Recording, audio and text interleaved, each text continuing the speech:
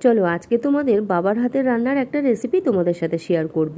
আমার বেশিরভাগ রান্নাই কিন্তু খুব সাধারণভাবে হয়, মানে খুব বেশি মশলা দিয়ে আমার রান্নাগুলো তোমরা দেখতে পারবে না।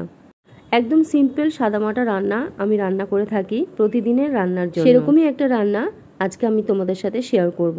আর এই রান্নাটা কিন্তু আমি আমার বাবার হাতে রান্না করা প্রথম খেয়েছিলাম। আমি শুধু না, আমার পরিবারের সবাই খেয়েছিল। বাবার হাতের এই রান্নার স্বাদটা আজও মুখে লেগে আছে মনে হয়।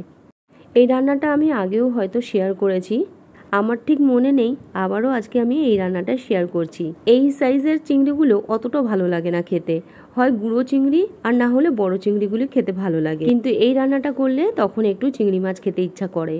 বাড়িতে চিংড়ি মাছ আসলে এইভাবে একবার রান্না করে দেখো, ভীষণ ভালো হয় খেতে। চিংড়ি মাছ যখন পরিষ্কার করি আমি কিন্তু সমস্তটা বার করে দিই, লেজা পর্যন্তও বার করে দিই, কিন্তু আজকে মনে হলো একটু লেজাটা রাখি। প্রথমে ভালো করে চিংড়ি মাছটাকে ধুয়ে পরিষ্কার করে নিয়েছি, এরপর লবণ হলুদ মাখিয়ে কড়াইতে সর্ষের তেল গরম করে নিয়ে চিংড়ি মাছগুলোকে ভেজে নিয়েছি।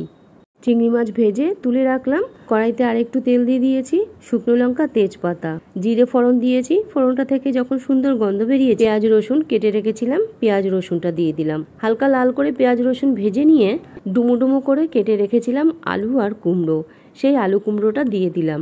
এখানে তোমাদের কাছে একটা কথা বলে রাখছি, কাঁচা কুমড়ো হলে না বেশি স্বাদ লাগে। আজকে আমি একটু কাঁচা কুমড়ো দেওয়ার চেষ্টা করেছি। কাঁচা কুমড়ো দিলে যতটা স্বাদ হয়, একদম হলুদ হয়ে যাওয়া কুমড়োগুলো অতটা স্বাদ লাগে না। কুমড়ো আলু পেঁয়াজের মধ্যে দেওয়ার পর 1 থেকে 2 মিনিট মতো একটু ভেজে নিলাম, পরিমাণ মতো লবণ হলুদ দিয়ে। এরপর একটা মাঝারি সাইজের টমেটো কেটে রেখেছিলাম, সেই টমেটোটা দিয়ে দিলাম। টমেটোটা দিয়ে আরও বেশ কিছুক্ষণ নাড়াচাড়া করে নিয়ে একটা ঢাকনা দিয়ে ঢেকে 1 মিনিট মতো রান্না করে নেব। 1 মিনিট মতো রান্না করে নেওয়ার পর ঢাকনা খুলে একটু নাড়াচাড়া করে দিচ্ছি, আরো বেশ কিছুক্ষণ নাড়াচাড়া করে নিয়ে জল দিয়ে দেব। বাবা এইভাবে একদম সিম্পল ভাবে রান্না করতো, এত টেস্ট হতো সেই রান্নার। গরম ভাতের সাথে এই এক তরকারিতেই আমাদের খাওয়া হয়ে যেত। আমার বাবা যদি বেঁচে থাকতো, আমার বাবার হাতের আরো কত কত রান্না খেতে পারতাম, সাথে তোমাদের সাথেও শেয়ার করতে পারতাম। আমাদের কপাল খারাপ, তাই বাবার হাতের রান্না বেশি দিন খেতে পারলাম না। যাই হোক, এই দুঃখ তো সারা জীবন যতদিন বেঁচে থাকবো থেকেই যাবে। আর দেখো পরিমাণ মতো জল দিয়ে দিয়েছি, জল দিয়ে চিংড়ি মাছ আর কাঁচা লঙ্কা সাথে দিয়ে দিয়েছি। কাঁচা লঙ্কাটা একদম টুকরো টুকরো করে দিয়েছি।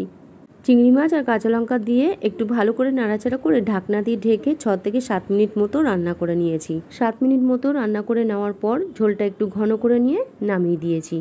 দেখো একদম তৈরি হয়ে গেছে কাঁচা কুমড়ো আলু দিয়ে চিংড়ি মাছ।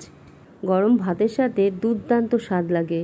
কেমন লাগলো তোমাদের আমার আজকের এই রেসিপি কমেন্টের মাধ্যমে জানিও। যদি ভালো লেগে থাকে একটা লাইক করে ভিডিওটা শেয়ার করে দিও, আর আমার চ্যানেলটিকে সাবস্ক্রাইব করে দিও।